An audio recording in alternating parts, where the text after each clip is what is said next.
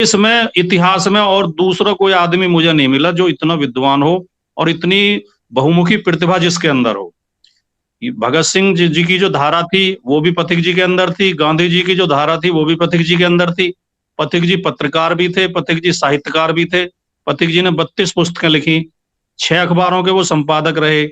गणेश शंकर विद्यार्थी जो उस समय के सर्वोच्च कोटि के पत्रकार थे और आज भी पत्रकारों पूरे भारत के पत्रकारों के आदर्श हैं, वो पथिक जी के बहुत अच्छे मित्र थे। उनके अखबार में पथिक जी कॉलम लिखते थे, उनके अखबार में उनकी खबरें छपती थी उनके आंदोलन की। पथिक जी मध्य भारत सपा जो उस समय राजस्थान नाम का तो कोई स्टेट था नहीं, जिसे बोलते थे राजपूताना मध्य भारत क्षेत्र। तो उसकी जो कांग्रेस की कमेटी बनी थी उसके अध्यक्ष रहे थे पथिक जी, यानी वो प्रदेश अध्यक्ष थे। तो वो इस स्तर के राजनीतिक नेता भी थे और पथिक जी विचारक थे। वेदों का उन्होंने बहुत अध्ययन किया और उनकी एक पुस्तक है जिसे अभी हम जल्दी में प्रकाशित कराएंगे, वेदों में विश्व इतिहास। पथिक जी को 4-5 भाषाओं का ज्ञान था। उन्होंने हिंदी में लिखा, अंग्रेजी में लिखा, संस्कृत में लिखा, राजस्थानी भाषा में लिखा, पंजाबी का भी उन्हें ज्ञान था। और समाज सुधारक थे। शराब के खिलाफ उन्होंने नशा के खिलाफ बहुत आंदोलन चलाया समाज में, विधवा विवाह के समर्थन में आंदोलन चलाया, जाति प्रथा के खिलाफ आंदोलन चलाया, बाल विवाह के विरोध में आंदोलन चलाया। और पथिक जी ने अपने आदर्शों का पालन करते हुए एक विजातीय मतलब दूसरी जाति की विधवा महिला से शादी की। उन्होंने केवल इसलिए कि हम जातिवाद के समर्थन में नहीं है और हम विधवा विवाह के समर्थन में हैं।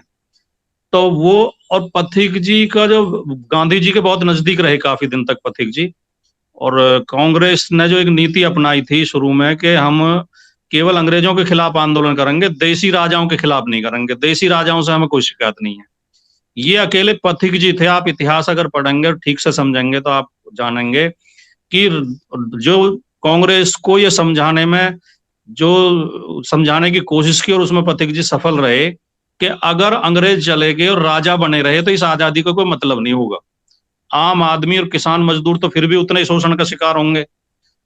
तो उन्होंने कांग्रेस के एजेंडा में देसी रियासतों के खिलाफ आंदोलन करने को भी शामिल कराया। ये पथिक जी का प्रस्ताव था।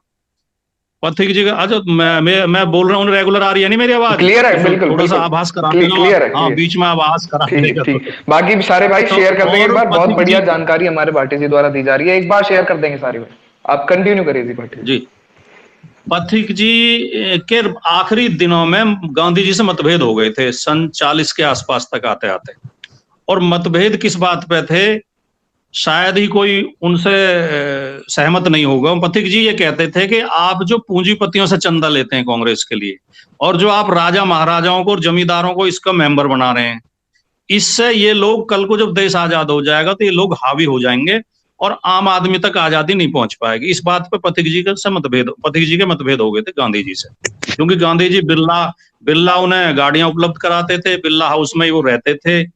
और जो जैसे महाराजा सिंधिया अंग्रेजों के साथ रहे आखिर तक, लेकिन उन्हें भी कांग्रेस में शामिल कर लिया।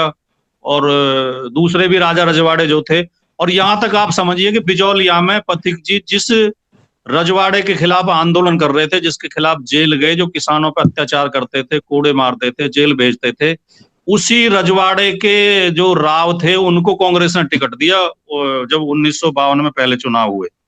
और पथिक जी निर्दलीय चुनाव लड़े और उसी के सामने पथिक जी चुनाव हार गए थे। ये दुर्भाग्य और विसंगति देखिए इतिहास की आप। तो पथिक जी के इनसे मतभेद होने की वजह से बाद में पथिक जी किनारा कर दिए गए और उनके आखिरी समय जो था नहीं, वो बहुत बहुत ही दयनीय दशा में कटा उनका। जब उनकी मृत्यु हुई 1956 में, तो वो लूज लगने से मृत्यु हुई उनकी, तो वो बहुत उपेक्षित कर दिए गए थे और वो पैदल चलते थे, पैदल घूमते थे, उनके पास आवास तक की साधन नहीं थे। कठोरतम जीवन पथिक जी के जो शिष्य थे, पथिक जी के जो शिष्य थे माणिक लाल वर्मा, जो राजस्थान सेवा संघ पथिक जी ने बनाया था, उसके अध्यक्ष पथिक जी थे और सचिव जो है माणिक लाल वर्मा थे। वो माणिक लाल वर्मा पहले मुख्यमंत्री बने राजस्थान के। इससे पथिक जी का कद पता आप अंदाजा लगा सकते हैं कि उनका शिष्य जो पहला मुख्यमंत्री बना। लेकिन गुरु को उपेक्षित कर दिया गया, क्योंकि माणिक लाल वर्मा गांधी जी की लाइन में जुड़े रहे थे। और वो देखिए, गांधी जी का भी हम सम्मान करते हैं, ऐसा नहीं है गांधी जी का महत्व कम है, लेकिन कुछ चीजें होती हैं जो बहुत मतलब नुकसान पहुंचा देती हैं।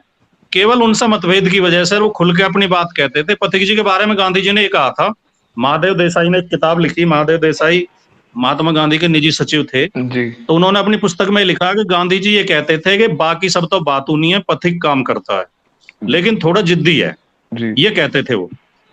तो ये जिद्दीपन की वजह से वो थोड़ा अलग थलग हो। आज कोई भी महापुरुष तभी टिक पाता है जब उसके विचार लोग समझें।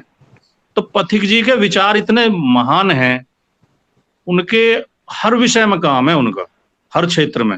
उन्हें हम पहले समझें, खुद पढ़ें। मेरे पास पुस्तकें, हमने दसियों हजार पुस्तकें पथिक जी के बारे में छपवा के फ्री बंटवाई हैं हमने, उनके कैलेंडर बंटवाए, और तो वो ले सकते हैं। तो हमें पथिक जी का ज्यादा से ज्यादा नाम लेना चाहिए। और हम तो चाहते हैं कि हमारा समाज उन्नति करे, हमारा समाज शिक्षित हो, प्रगतिशील हो, विद्वान हो, समाज के हाथ में नेतृत्व हो, समाज आगे बढ़े, अपना भी भला करे और दूसरे लोगों का भी भला करे। मैं ये भी निवेदन करना चाहूंगा कि दूसरों से ईर्ष्या, द्वेष और दुश्मनी पाल के हम कभी आगे नहीं बढ़ सकते। लोकतंत्र का युग है, बिल्कुल बिल्कुल लोकतंत्र में वही आगे बढ़ सकता है जो दूसरे लोगों को जोड़ने की क्षमता रखता हो। बिल्कुल क्योंकि लोकतांत्रिक युग में, मैं खाली गुर्जर के लिए नहीं कह रहा, कोई भी जाति, इस देश में 6000 से ज्यादा जातियां हैं, कोई भी जाति अकेले दम पे आगे नहीं बढ़ सकती लोकतंत्र। बिल्कुल भाटी जी बिल्कुल। जब तलवार का युग था, बंदूक का युग था, जब बाहुबल का युग था, तब तो हो सकता अकेली जाति भी राज कर लेती थी। लेकिन आज तो सहमति का युग है, नहीं वोट का युग है।